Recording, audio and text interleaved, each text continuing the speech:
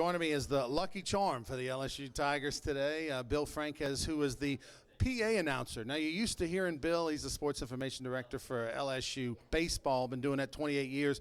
But what was it like to do football? And it wasn't your first time, was it? No, it wasn't, Ronnie. Actually, it's the second time. You know, Dan Bornay, the Tiger Stadium announcer, has only missed twice in 30 years, which is really amazing. But the only other time Dan missed was back in '06 against Kentucky. And I stepped in for Dan that day. LSU won 49-0. Step in today, Tigers win 45-24, so I'm pleased to say that I'm 2-0 in support or in substituting for Dan Bornay. So I'm very pleased about that. Yeah, but you gave up 24 this time around. Dan, of course, couldn't make it. He had a wedding to attend. Obviously this game caught everybody off guard. And so what was that like when you got the call and knew you were going to be doing the game? Yeah, I was pretty excited and nervous, though, because, as I said, it had been 9 years, and I've only done it one other time.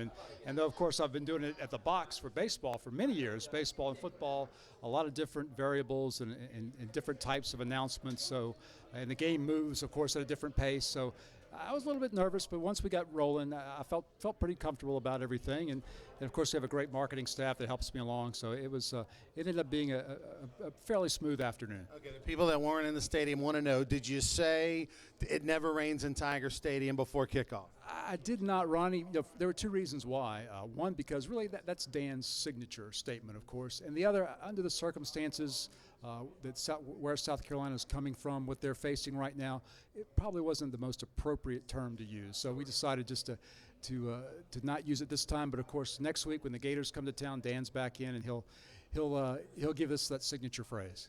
Well, Bill, you did a great job. He was the Tigers' lucky charm. Let's go back to Victor in the studio.